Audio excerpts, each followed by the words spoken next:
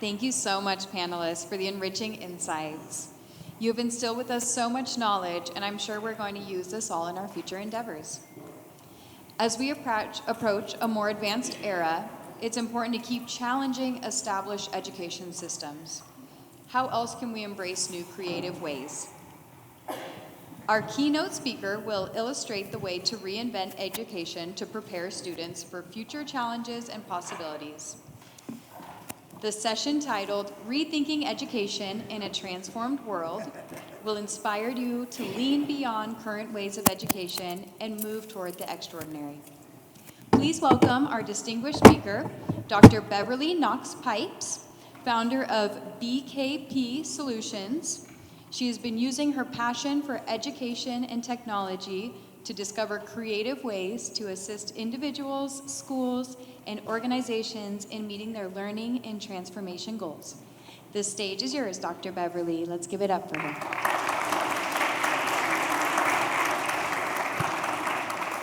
Thank you. Can everybody hear me? I could see when I was over there, now I can't see.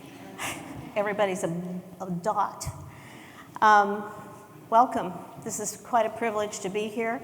And one of the things we're going to chat today about the things that are important to me, and I know they're important to all of you because we're in education. And one of the things about educators is we're family. I don't care where you go. I don't care what country you're in.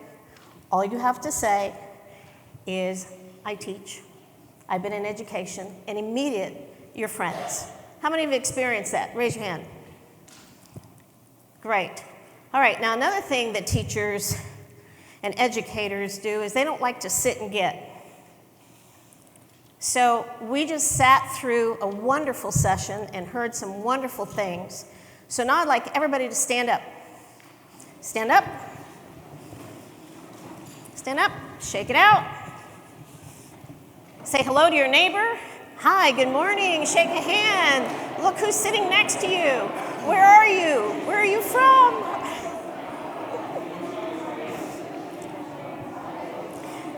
Great.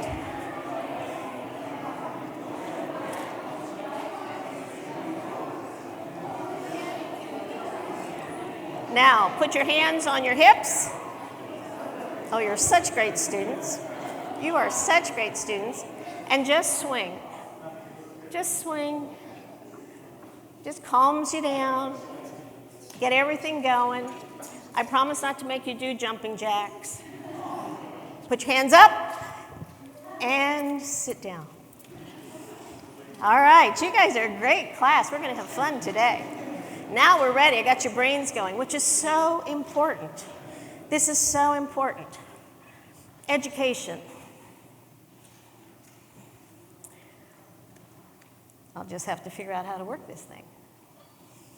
One of the things that we do all the time we hear in education is reimagine. What does reimagine mean? Look at all the words. We re-explore, we reanalyze, we re-weight, we restudy. We're always redoing something. What do you not see up there?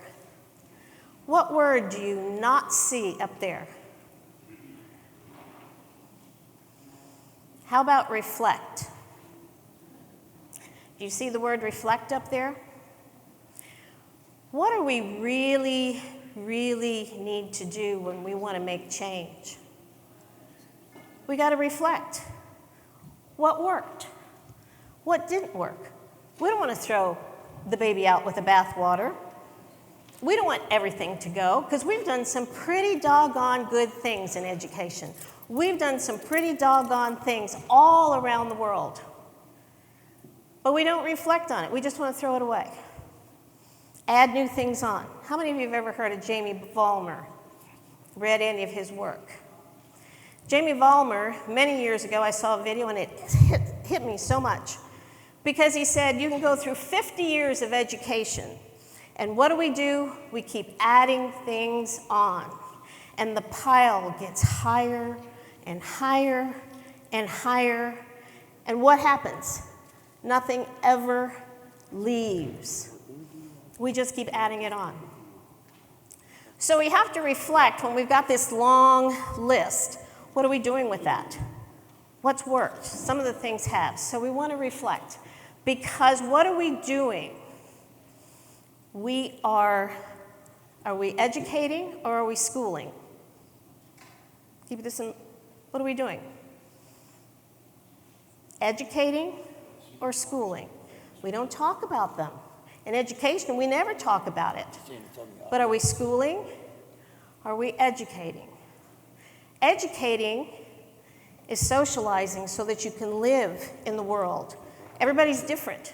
You want to learn how to live in that world.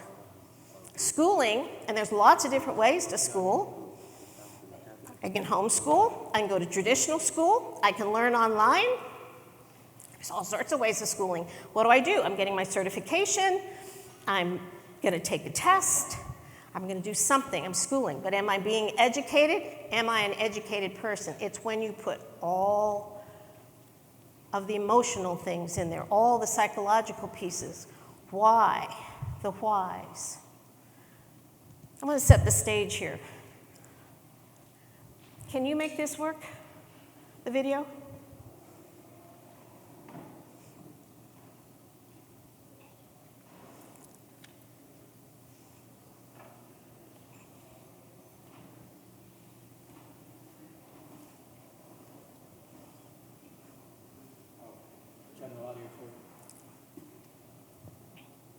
It has music. Just put any music with it. Just look at the words.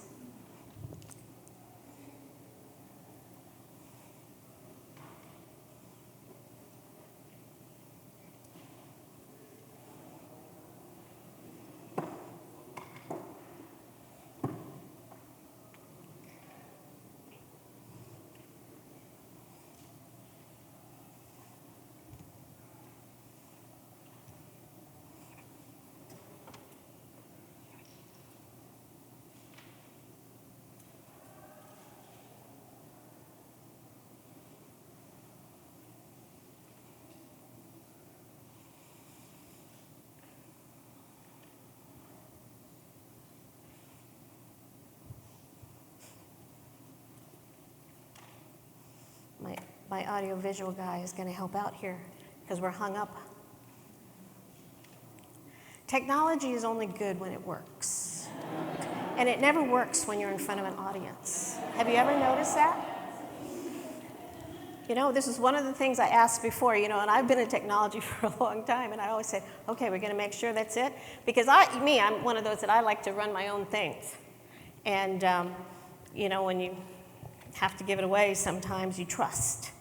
But when it's technology, it has a mind of its own. So I'm just going to get a high sign from my AV guy so we don't get hung up on this. Will it or won't it work? No? Move to the next slide. My point. There is a point to this. We are in exponential times. We are moving so fast. Are we learning from that? What have we learned from that? We're thrown into this, we're thrown into that. We just came off of a pandemic. 1.7 billion children.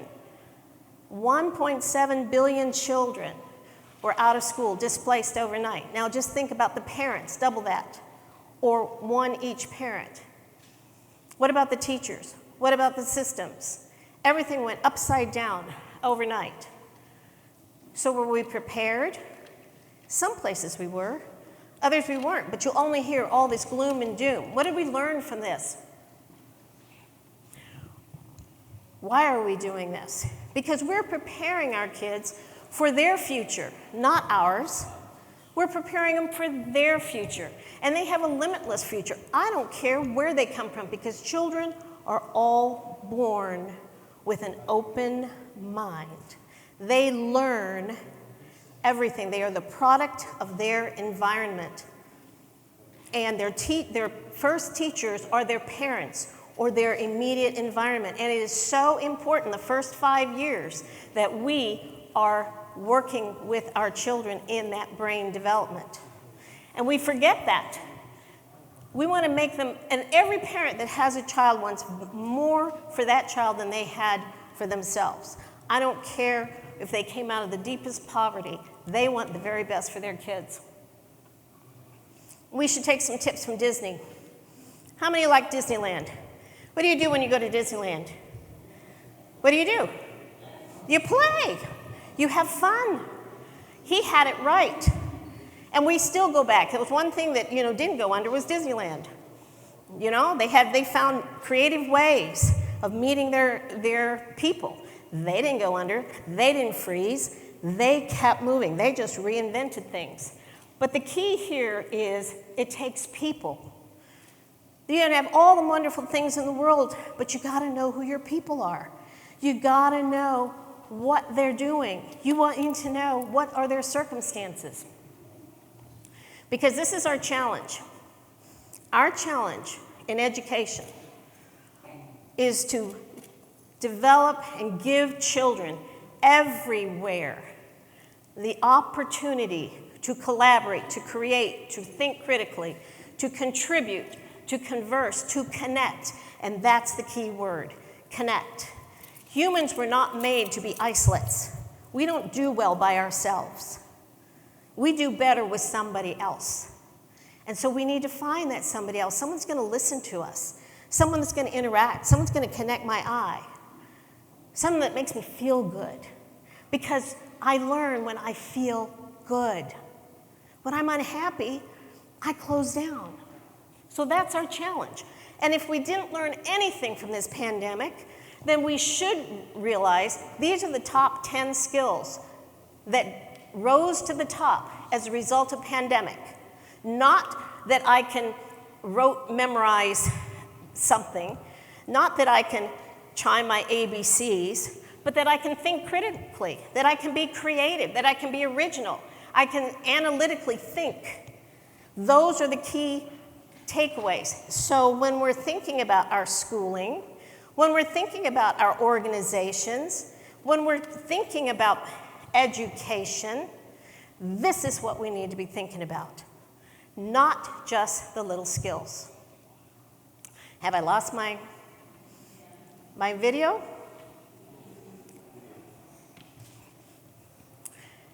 And my PowerPoint is where? There. Look at this. See this schoolhouse on the left? See this schoolhouse on the right? What's different?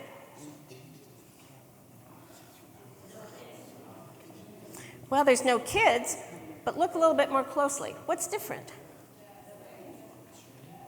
Speak up. The desks. You see an overhead projector in that corner? How many use overhead projectors? Yep, they helped. They started in the bowling industry, You got a projector in the ceiling. This is a room today, and that was a room in the 70s. What's changed? Not much. Exactly. We keep doing the same thing, knowing that we're going to get the same results, and we're going to have unhappy kids. Not only that, we have unhappy teachers. We have an unhappy community. So what are we going to do about it? We create situations where kids can jump in.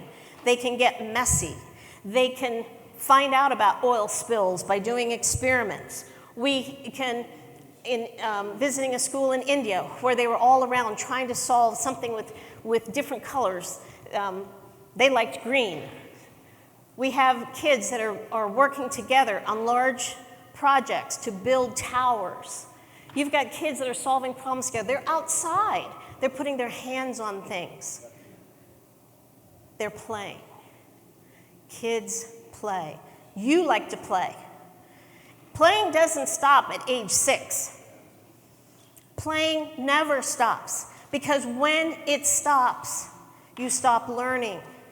But all of a sudden, somewhere along the way, about 3rd or 4th grade, we say, get serious about it. Stop laughing. You can't sit together. Why? By the time they hit high school, these kids can't even think for themselves. So we need to think about what are the organizations, what circumstance, what culture are we creating? Learning is messy. It should be not messy. It should be noisy. It should be fun. You should hear laughter. When you walk by rooms, you should hear kids really having a good time because they're learning.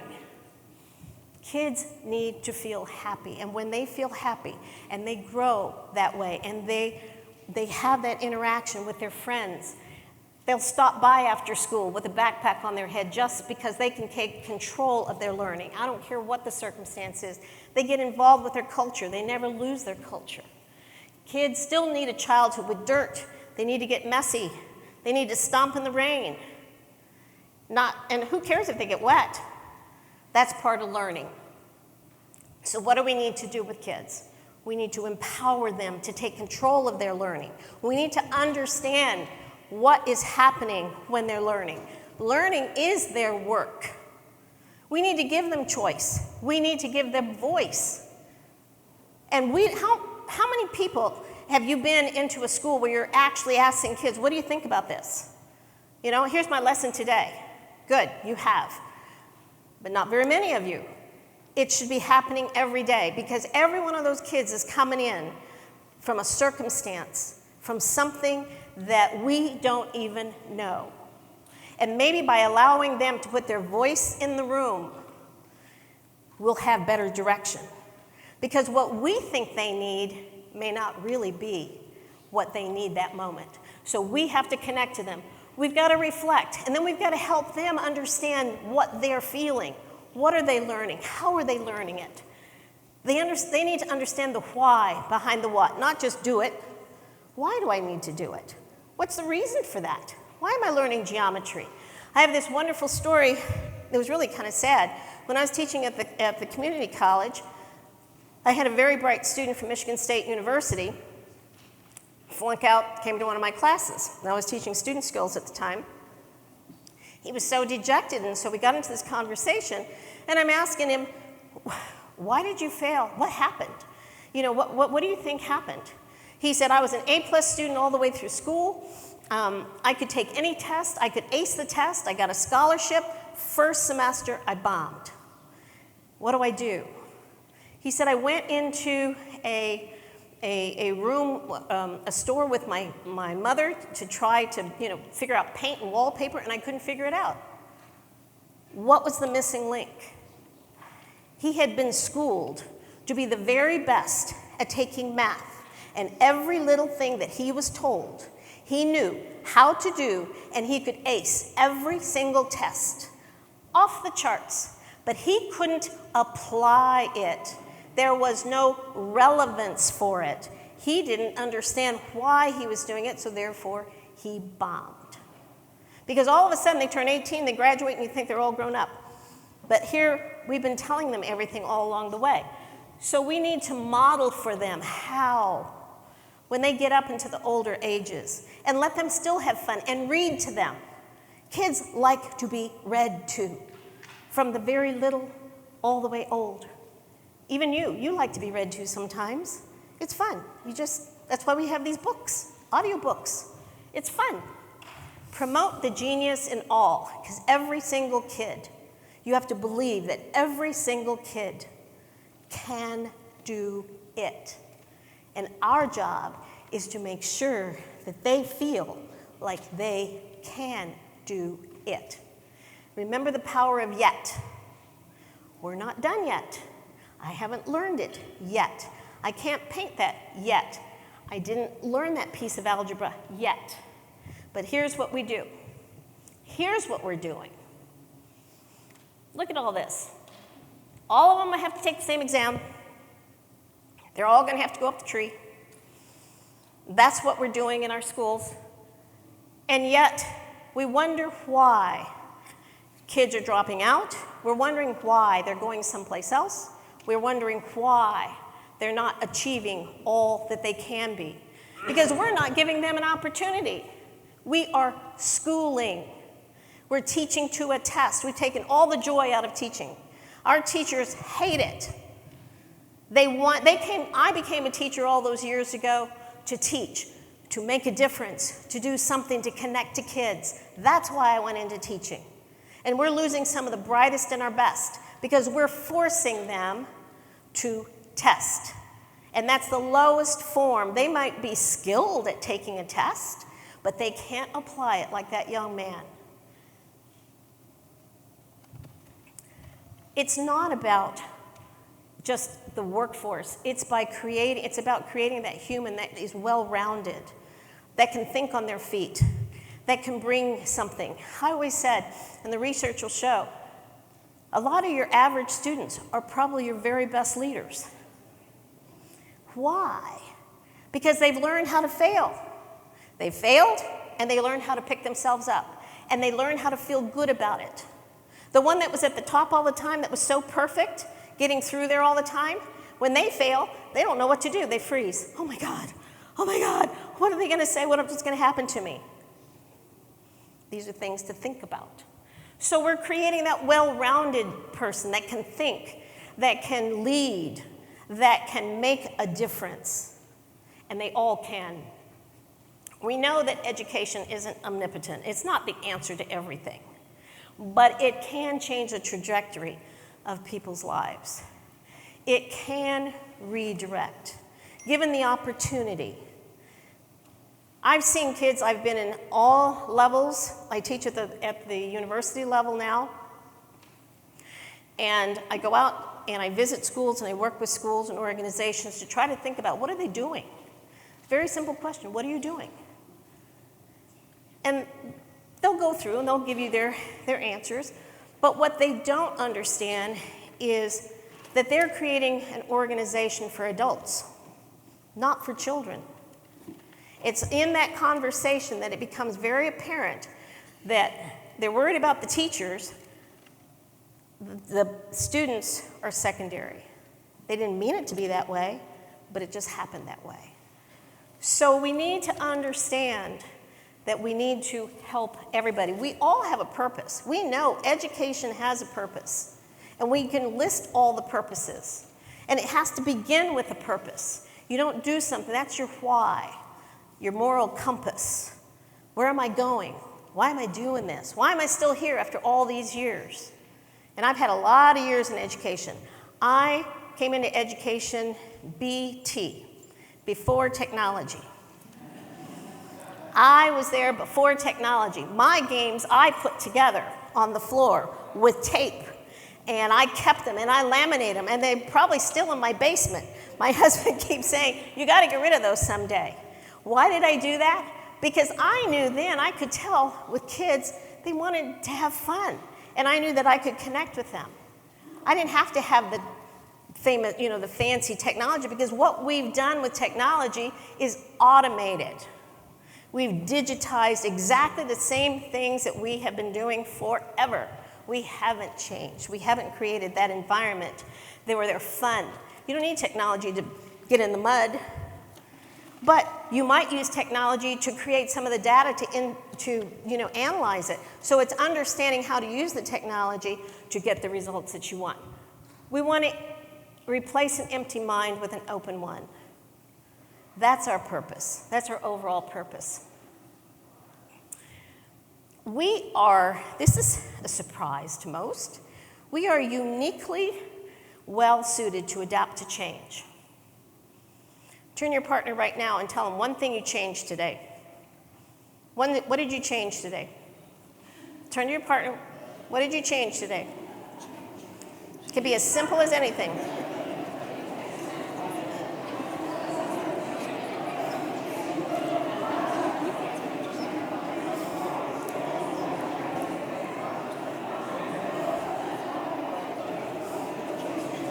Did anybody not change something? Maybe you changed your suit. Maybe you changed your shoes. Who knows? Who did not change anything today? Stand up. Who did not change anything today? See how easy that was? You all are uniquely prepared to change. We all can change. But we get ourselves in these situations and say, we can't change. I don't like change. Nobody likes it. but we just have to know how to do it. And some of us know how to do it better than others, so we work together. Remember that connectedness I talked about? That's key. So who are you? When you're faced with a challenge, do you fight? Do you flight? Or do you freeze? Do you get that lizard brain? Because there's so much stress you can't even think. All of a sudden, it's like deer in the headlights. Which leader have you encountered? Which leaders are the ones that are the best? What gets people going so that they can lead out of a storm? You don't have to be a superpower. You don't have to know everything. As a matter of fact, it's better if you don't know everything, because you surround yourself with people who do, and collectively you will come up with that solution. And this is what we need to be doing with our leaders today in education. And we need to grow our leaders. And we grow those leaders from little people. We model it. We teach them how to get along, how to lead. Go into how many of you been in a kindergarten class lately? What are they doing? Everything. You got your leaders over here, you got someone organizing here, you got others doing things, creating. They're doing all kinds of things. If you have never been in a kindergarten class, go, because that's where real learning is happening. Learning is their work. And then we can learn a few things from them. And they don't have to know everything. And they're ready to jump in. And they're asking 1,000,001 questions. And the biggest one is, why? Why? If you have a little toddler or you have children, your children are always saying, why? Why do I have to take trash out? Why do I have to do this? Help them understand the why. Because when they understand the why, then they can make decisions, they can move forward. The what makes sense. It's our job as leaders to help people understand the circumstance, to help them guide through the circumstance. That's what leaders do. We adapt, we grow, we continuously have a growth mindset. We're never done, and we don't know everything, and we're vulnerable. If you're not vulnerable, and you're not willing to be transparent and admit, oops, I messed up. We gotta go back. Here, I need some help. If you're not willing to do that, then you don't need to be in leadership, because that's what leadership is. It's not the charismatic leader that, oh, I can do this, and and then we can go on. No, anybody that says, I can do that, is missing the boat. We do that. The vernacular should always be we, and that's how we build courageous leaders. If someone offers you an amazing opportunity, tell them, yeah, that's how I got here. Hey, Beverly, we need a keynote. You think you can show up? Oh, sure, I can do that. I'll throw it together. Opportunity. I would never be able to meet all of you. Take the opportunity. Don't shy away from it.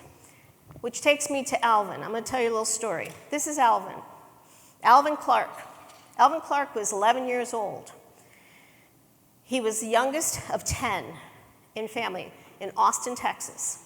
He went to a school called Blackshear Elementary. They had a rich history on the east side of Austin, Texas. It was the first school, public school, that was created for educating the black population, the Negro population. It was called Negro School at one time. And they had a principal, F.R. Rice. He started as an assistant principal, and he went all the way through almost 40 years. He was innovative for the times. He brought social services. He brought the lunch program. They moved into a new school, but nothing else changed. Alvin, am I on? Okay. Alvin Clark was still there. What Blackshear Elementary ended up being, once he left, they couldn't keep a principal. They couldn't keep teachers. People started thinking it was the kids. It wasn't the kids. It became a testing mecca. The kids couldn't test out. They were the worst testing scores, to the point that the superintendent actually went up on felony charges because they were messing with the scores. So the competition got so much, it was all about that. Forget the kids. The kids were left behind. But Alvin Clark kept showing up. Alvin Clark worked all night. You know what he did? He ran little packages, brown packages, across to what was called Harlem. He was running drugs. But he showed up in my class every single day. And he sat in the front row and he slept. And I let him sleep because then later on he felt good. We fed him and we helped Alvin Clark move forward. That has not changed in so many of our schools today.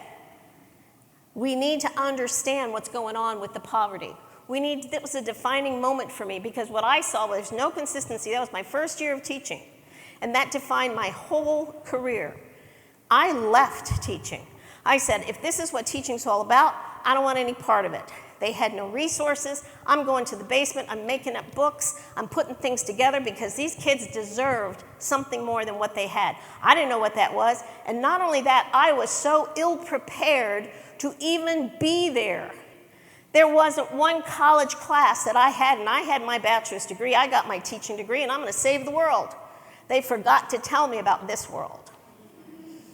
And we need to understand that at higher ed. This is the world. This is what we need to be doing. This is not in a microcosm. We need to get out of our comfort zone and get out there. So we made a change. And I'm hoping that I got him fired, which I think I almost did. But this is the important thing. That was the first time I was exposed to poverty, what it does to the child's brain, what it does in a toxic environment. When these little kids at all ages, from all backgrounds, are coming in from toxic situations, we need to understand that. We need to understand the physiology that happens when this is happening. These kids can't learn until we understand what they're going through, what their environment is. Maybe they're not getting fed. We need to understand these disconnects. And the research, it wasn't until 20 years ago that we started even talking about brain research. And it should be at the forefront of every single conversation. We need to understand child development, not just early childhood people, all of us, because poverty does have a drain, and it has an impact. We all remember Martin Luther King, and he held out that hope. A lot of things happened during that. Why are we, when we reflect, why aren't we reflecting on that? Why aren't we bringing it back to full center? Why don't we understand and continue with pathway? It is the pathway to education and a promise. When 1 in 4 children in our United States, every state, is in poverty, we got a problem. We need to understand the human element. We need to understand the circumstance. Just in the pandemic alone, poverty, child poverty, increased 17%. That's over what it was before. 17%. So what does that tell us as educators? What does that tell us as business people? What does that tell us as health people? What does that tell us as marketing people? We need to work together, not education as a silo, but we need to work together to understand how we make and impact that change. This gives an opportunity to share and understand what resilience is. If you are not resilient and you don't learn how to adjust, you will perish. The organization will go extinct. It will be gone. We need to know that. You can't keep doing the same old, same old. We need to reorient. Education is slow. I always say it's like moving the Titanic. Ever so slow. Yes, we're going to get internet. But you know what we got? We got all the throwaways from business, because business had it right. They knew they needed to keep up with it, but what did they do? They threw it over to education, like, why don't I get new stuff? You know, we need to think about that. Reinvent. We know what the pillars are to make the change. We know that we have to deal with teaching and learning. We know we have to deal with students. We know we have to deal with the intelligent environment. But the most important thing that we need to understand is leadership. And we need to create learning organizations. Learning organizations. Organizations that allow people to think, to improve. We need to understand culture. We need to have community engagements. We need more partnership. We can't do this alone. We can't turn the, I hear this all the time, oh, I don't want a parent coming in. Oh my God, they're going to get all upset. I don't want to talk to them. What? I never had a student conference that I didn't have the parent and the student there.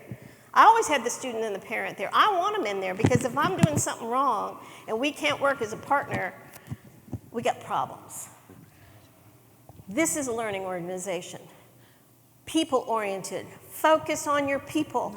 Leaders have to understand their people. It has to be conducive to transformation. We have to know things differently. We have to be willing to say, I don't know.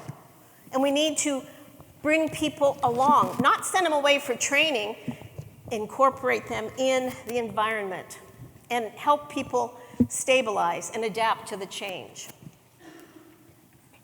Learning, that's interesting.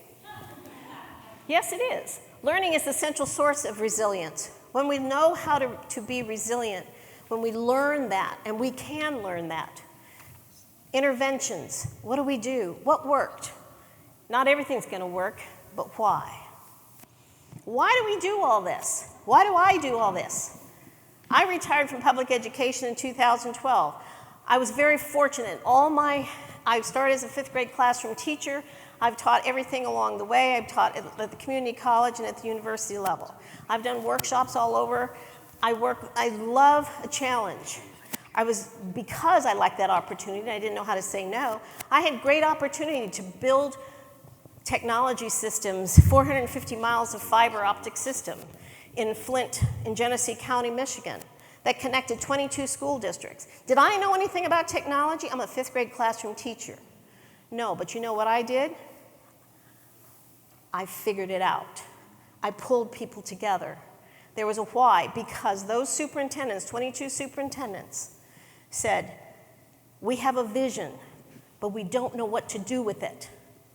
That's why, because these kids in Flint, Michigan, and Grand Blanc, and every place else, they need us. And the train is moving. And you just did this over in this neighboring farm community, so you got to be able to do it here. Well, that was pre-internet, so now we're into the internet. So I had great opportunities, but why? Why are we doing this? Why am I doing this?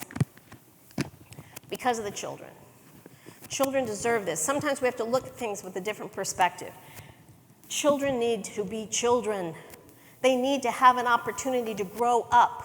They need experiences, good, wholesome experiences. They need role models. They need mentors. And this is my why. My daughter was my first why. Alvin Clark was my first why. I ended up coming back to teaching. The superintendent from Austin Public Schools, I told them my last day of school, they came and interviewed me, and I told them, they said, Miss Knox, end of first year of teaching, what do you think? You want to know what I think? They gave me a great opportunity, and I told them, I can't believe you're sitting here in your big chairs while all this is going on here. I had no resources, I had no help. There was a time where the buses were being blown up downtown, and these high school kids ended up, at my doorstep. I'm an all-white, I was the integration. One white teacher, an all-black environment. But I learned a lot from that. This is my other why. On the left is JR. JR is my grandson. He's 9 months old. And on the right is Ben. And Ben is the grandson of a very close colleague of mine, Dr. Sue, who was so fed up with her 5-year-old kindergarten grandchild doing worksheets in kindergarten that she started iBuild Academy, which were those pictures where kids hands-on immersed. That's what we did. We created that iBuild Academy down in Florida. This is the why, because we need to help them have the best life and be the best that they can be. Change, it's not easy. It's difficult, but in the end, it's beautiful. But you have to bring people along. You can't just change it overnight. And Elon Musk says it best. If we don't, the alternative is disaster. And we as educators need to understand we are in charge of that. Be embracing. Bring people together. We're living right now, yes, there's poverty all over the world. And we know that. We heard some phenomenal stories, and I've visited a number of schools all over the world. But this is what we look like here in the United States right now. This is real. That school, Blackshear Elementary, has not changed. And we need to help make the change. We need to lead people. We know what the accelerators are. We've learned a lot with technology. We know how to use data. We know that it has an impact, but it's not just about the stuff. It's what do you do with the stuff? How do you pull it together? How do you develop your people? It's a system. It's a systemic issue, and we need to work it systemically in order to make the change. So let's not look back and say, why? Why didn't I do that? Why? But look forward to say, why not? Why not here? Why not do it here? Why not reach across? When I say distance learning, when I first started with distance learning, my distance learning was, because I was teaching in Germany, and I said distance learning is connecting with somebody in Germany. That was pre-technology. That was pre the internet. But I knew then that's what I wanted to do. Now I can bring rich resources in, and I use it appropriately like that. So don't shy away, because imagine the possibilities. Imagine what we can do together. And I look forward to having that conversation with each of you. I hope you'll come by our booth. I hope that this has inspired you. I hope this has hit you someplace where you're going, yes! All I ask my students is, what's that one takeaway? What's that one takeaway today that you can take and apply immediately? And that's what I hope you will think about, and you'll come to our booth. Dr. Jerry and myself will be there, really anxious to hear what you have to say. And I want to say thank you again. Thank you for being such a great class and such a great audience. It's my pleasure in life to be here with you.